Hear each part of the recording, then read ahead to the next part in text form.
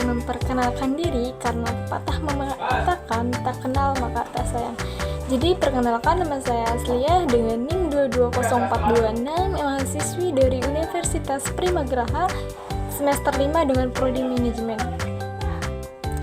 Nah, mungkin teman-teman bertanya-tanya nih, lagi ngapain sih? Nah, di sini dengerin sampai habis ya, biar saya kasih tahu ngapain sih saya nggak bikin video.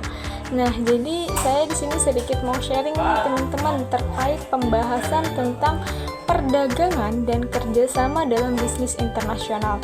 Mungkin kalian bingung, apa sih perdagangan dan kerjasama itu? Sini biar aku jelasin satu persatu ya. Jadi, perdagangan internasional adalah aktivitas jual beli yang melibatkan penduduk dari dua negara atau lebih. Berdasarkan kesepakatan bersama, penduduk yang terlibat bisa berupa individu dengan individu dengan pemerintah suatu negara, atau antara pemerintah dari berbagai negara.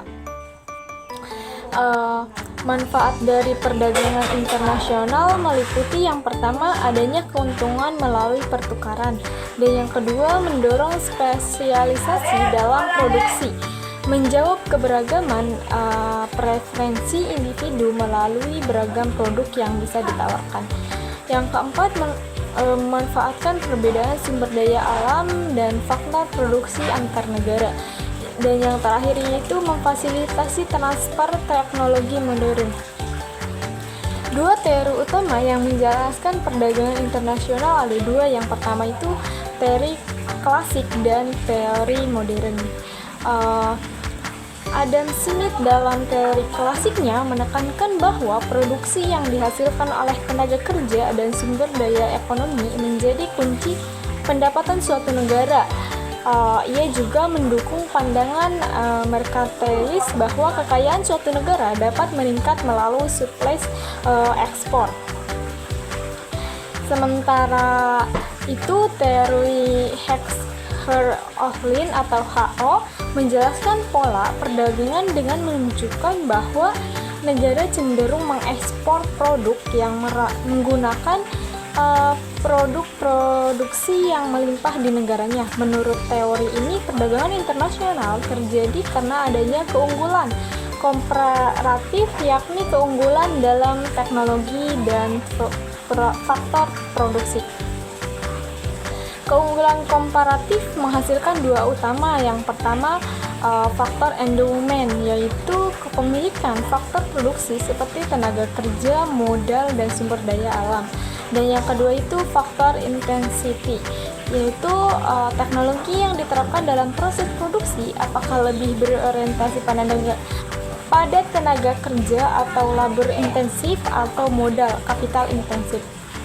Nah, kalau untuk kerjasama dalam bisnis internasional itu kalian mungkin bisnis internasional adalah kegiatan bisnis yang melibatkan kerjasama dengan orang lain atau negara lain, mencakup transaksi jual beli, pemasaran produk, dan jasa dalam skala global. Jenis-jenis kerjasama dalam bisnis internasional yang pertama ekspor dan impor, yaitu transaksi perdagangan barang atau jasa antar negara. Yang kedua itu joint venture, usaha patungan antara dua pihak dari negara berbeda. Dan yang ketiga itu franchising atau waralaba, yang memungkinkan pihak lain menjalankan bisnis dengan merek tertentu. Dan yang terakhir itu alienasi strategis, kerjasama jangka panjang antara perusahaan untuk mencapai tujuan bersama.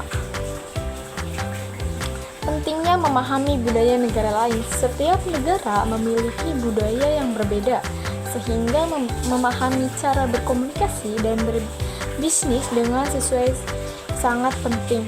Contohnya itu di Jepang, etika bisnis lebih formal, sementara di Amerika Serikat cenderung santai. Perbedaan ini mempengaruhi proses negosiasi dan pola kerjasama. Pentingnya kerjasama internasional bagi Indonesia dengan berbagai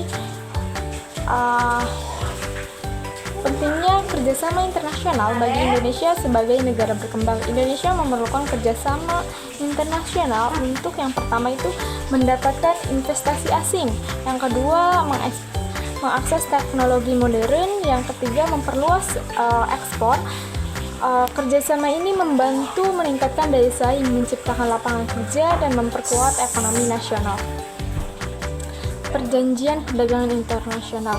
Perjanjian antara Indonesia dan Uni Eropa terkait pembatasan ekspor diawasi oleh Organisasi Perdagangan Dunia atau WTO yang mengatur perdagangan bebas antar negara anggota. Salah satu isu utamanya yaitu larangan ekspor bahan mentah seperti nikel yang diterapkan Indonesia untuk mendukung perkembangan industri dalam negeri.